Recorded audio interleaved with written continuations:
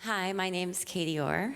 My boyfriend, my fiance, starting this out with a bang, sorry, told me to say that what's saving me right now is this very, very giant piece of paper, and he is not wrong, so please bear with me here. So I have been coming to Watershed for about 5.5 years. And to me, this idea of saving, the word saving, has always scared me because it automatically makes me think of the word saved. And I do not feel like a saved person. And I'm going to try to explain what that means. So, growing up, saved meant to me that you ask Jesus into your heart, everything is good, but then you simultaneously keep striving and struggling every day to stay in God's good graces. And I could never really reconcile how one could truly be saved, if that is the deal. But not too long ago, Matt O'Neill reminded me that this spiritual journey, for lack of a better phrase, is not linear. It ebbs and flows. Sometimes it's circular and you end up right back where you started. Sometimes it doesn't move at all, and that's okay. It's all part of it.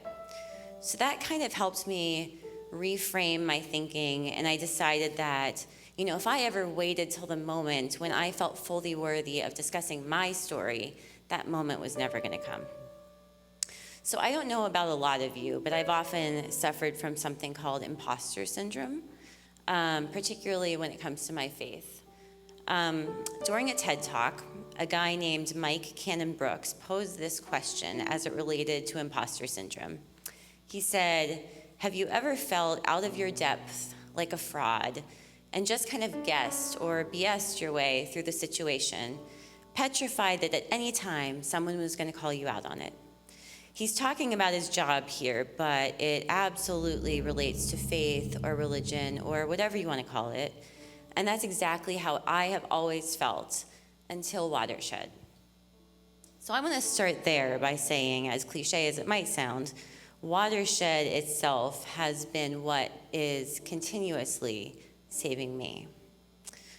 So let me just take a step back and tell you about how I got here, because I think it's a story that might resonate with a few of you. I was raised by a conservative Christian family in Western Pennsylvania who truly believed that they were doing the best that they could for me. My dad taught Sunday school. My stepmother went on mission trips around the world. I myself went on a mission trip. I went to a Christian high school. And we never really spoke about things that were happening in the lives of teenagers, real things that were happening in the lives of teenagers and young adults. It was very much a don't ask, don't tell, but you better be making the right choices policy. Questioning anything, doubting anything was simply not an option in my life. We had to live by faith alone, and I believe that really damaged me, and I'm still trying to get past it today. So when I moved to Chicago in my early 20s, I started attending a church there, and it was right in the heart of downtown. It was this wildly liberal city filled with young people. It seemed safe. And for years, it was great because I never put myself out there. I never got involved. I didn't make myself vulnerable. I was happy to come and stay and go and just stay at arm's length. But then one day, after several years, I decided it was time to join a small group and get involved and actually meet people. And that was when my world was flipped on its head. We would have weekly check-ins at my small group where the people would make sure that I and everyone else in the small group wasn't drinking or swearing or having sex before marriage. And these are hard things for me to say out loud, but I believe that they are important to address openly because I would bet that plenty of you have dealt with the same thing at some point in time. So, I had imposter syndrome every day of my life. I started to feel worse and worse there, and I wonder, have any of you ever felt the same way? So instead of feeling hope or fulfillment, instead of growing in faith, which is what I set out to do in the first place, all I felt continuously was guilt of everything I'd done and fear that I'd be found out for the imposter that I was. And then one day, the pastor of this big, influential downtown Chicago church gave a talk on homosexuality. And at that time, there wasn't even acknowledgement of the full LGBTQ plus spectrum. It was just homosexuality. And he referred to it, I will never forget this, as a disability that people needed to overcome. He said that they were loved and welcomed into the church, but they needed to turn away from that part of themselves. And I wondered, how could this God that I think I know punish people that he built uniquely to be the person that they are, and then ask them to never experience something as profound as love? And that was the beginning for me of the end. And I pushed myself far away from organized religion as I could until I came here. I'd always had questions that I felt like I could never voice. Some of my family is Turkish, and if my dad or my stepmom had grown up in Istanbul, wouldn't they believe just as strongly in the principles of Islam as they do in the principles of Christianity for being born in the United States? How do we know that we're right, that the Bible is right at all? Why aren't we allowed to question things? What's the likelihood that we just happen to be born into this exact place that just happens to know exactly what's right and true? So I had a faith in God, that I knew, but I couldn't possibly claim to know anything for sure beyond that. And then I made the scary decision to join Preface here. And actually, Matt O'Neill will probably get a kick out of this. I joined it twice because the first time I just wasn't ready. I was too scarred from my past experiences.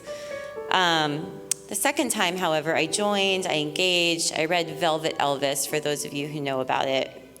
And it turned everything around for me. I finally, for the first time ever, felt that it was okay to question. And I was among people who were okay with it too. People who seemed normal and authentic and similarly broken.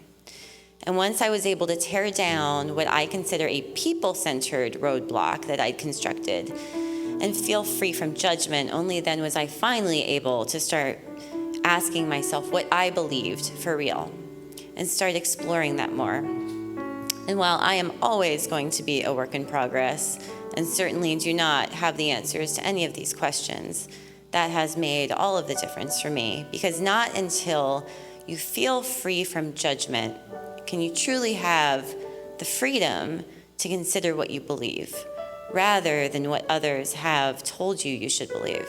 I mean, isn't that the idea anyway? So for me, Watershed is what's saving me, because the people here, this community, are no longer a roadblock for me. I finally feel free to explore openly and honestly and authentically and in a broken manner without judgment.